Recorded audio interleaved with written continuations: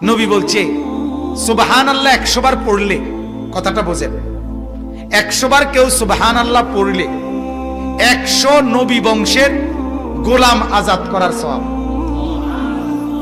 আলহামদুলিল্লাহ 100 বার পড়লে আল্লাহর নবী বলেন 100 ঘোড়া আল্লাহর রাস্তায় যুদ্ধের জন্য দান করার সওয়াব। 100 বার আল্লাহু আকবার পড়লে আল্লাহর নবী বলেন 100 উট হজ্জের মধ্যে আল্লাহর রাস্তায় কোরবানি করার সওয়াব। কয়টার সওয়াব কইলাম? সুবহানাল্লাহ, আলহামদুলিল্লাহ, আল্লাহু আকবার। এরপরে নবী বলে 100 বার যে পড়বে লা ইলাহা ইল্লাল্লাহ, বলেন, আবার বলেন, লা ইলাহা ইল্লাল্লাহ, লা ইলাহা ইল্লাল্লাহ, লা ইলাহা ইল্লাল্লাহ। তাসবিহ পড়তে যেন তাড়াহুড়া না হয়, ঠিক আছে না? ইনশাআল্লাহ সুন্নত, সুন্নত হলেও ধীরে ধীরে পড়া, এক এক নিঃশ্বাসে এক একবার পড়া। সুবহানাল্লাহ, সুবহানাল্লাহ, সুবহানাল্লাহ, সুবহানাল্লাহ, সুবহানাল্লাহ, সুবহানাল্লাহ, সুবহানাল্লাহ, আলহামদুলিল্লাহ, আল্লাহু আকবার। কয় আসেনি মানে না হলে না দেখছি, না থাকলে কেমনি শান্তির দেশের থেকে কই ইরিনি তসবি, আপনি কর এটা তসবি, হ্যাঁ কিতা কইছেন? এটি কিতা না শয়তানি না বলি, মূলত এটা অবুঝ, ভুল পদ্ধতি। কি পদ্ধতি বলেন? ভুল কি না বলেন? তাসবিহ পড়বেন এক নিঃশ্বাসে একবার। কয় নিঃশ্বাসে কয়বার? সুবহানাল্লাহ, সুবহানাল্লাহ, সুবহানাল্লাহ, সুবহানাল্লাহ, আলহামদুলিল্লাহ, আলহামদুলিল্লাহ, আলহামদুলিল্লাহ, আল্লাহু আকবার, আল্লাহু আকবার, আল্লাহু আকবার, আল্লাহু আকবার। এভাবে আসরের পরে, ফজরের পরে, নামাজের পরে যে 100 দানার তসবিহ পড়েন 33 33 34 বার, এটা এইভাবে পড়ে। যদি বলেন হুজুর আপনার সময় কম, তাহলে আপনি পড়েন না, বাবুরা আপনি জনে করে বেশি কামিল হয়েছেন, কামি করেন। কথা বুঝেন না? আপনার যখন সময় নাই আপনি পড়বেন, আপনি যখন মরতেন না তো আপনি বাতে খান।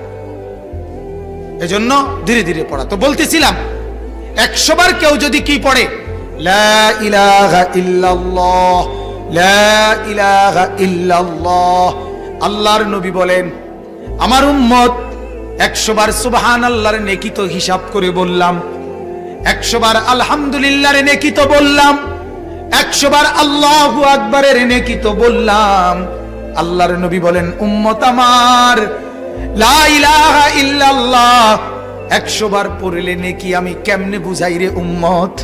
আমি তো বলতে পারছি না, আমি তো ওজন দেখাইতে পারছি না।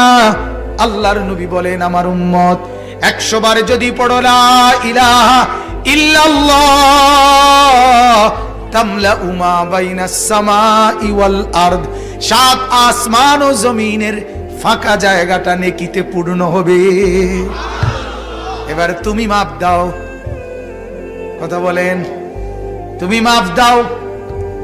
পৃথিবীর এই প্রান্ত থেকে ওই প্রান্ত তুমি দৈর্ঘ্য মাপো, তুমি প্রস্থ মাপো, এরপরে উচ্চতা মাপো, এরপরে ইট রাইখা চাও কদ্দুর হয়। কথা কয় না? ঠিক না? আল্লাহর নবী বলেন কেমনে বলতাম উম্মত, এটার সংখ্যা দিয়া বুঝাইলাম না। ওইটা তো 100 ঘোড়া বলছি, ওইটা তো 100 উট বলছি, ওইটা তো 100 গোলাম বলছি, এটার সংখ্যা দিয়া বুঝাইতে পারলাম না। এটা এই পরিমাণ নেকি যে আসমান ও জমিনের সব জায়গা নেকিতে পূর্ণ হবে। বলেন আলহামদুলিল্লাহ। ইয়া আইয়ুহাল্লাযীনা আমানু, রব্বুল আলামিন বলেন সেই ঈমান, সেই কালেমা, সেই লা ইলাহা ইল্লাল্লাহ আমি গ্রহণ করেছি বান্দা, এজন্য তোমাকে ডাক দিলাম। এবার আল্লাহ বলেন ঈমান তোমার বুঝ পাইলাম, এবার আমি আল্লাহ তোমাকে জান্নাত দিতে চাই। কি দিতে চাই? এবার আল্লাহ বলেন দ্বিতীয় একটা কাজ করো, ইত্তাকুল্লাহ। যদি জান্নাত পেতে চাও, কি পেতে চাও? আল্লাহ বলেন ঈমান নিলাম, এবার আমাকে তাকওয়া দাও। কি দাও? তাকওয়া। ইত্তাকুল্লাহ, আল্লাহকে ভয় করো, তাকওয়া অর্জন করো, তাকওয়া অর্জন করো। তাকওয়া কি জিনিস? তিনটা জিনিস। কয়টা জিনিস? এক নাম্বার, আইয়ুতা ফালা ইউসা, আল্লাহ এবং তার রাসূলের নিষেধ মেনে নেওয়া, একটার নাফরমানিও না করা, এটা তাকওয়া। আদেশ নিষেধ মিললেন এককার, কথার আগের না, বুঝছেন? সেজদাও করে, বিড়িও খায়, ওটা নেককার না। কথা বলেন না? আদেশও মানতে হবে, নিষেধও ছাড়তে হবে, একই সাথে, সমানভাবে, সমানভাবে।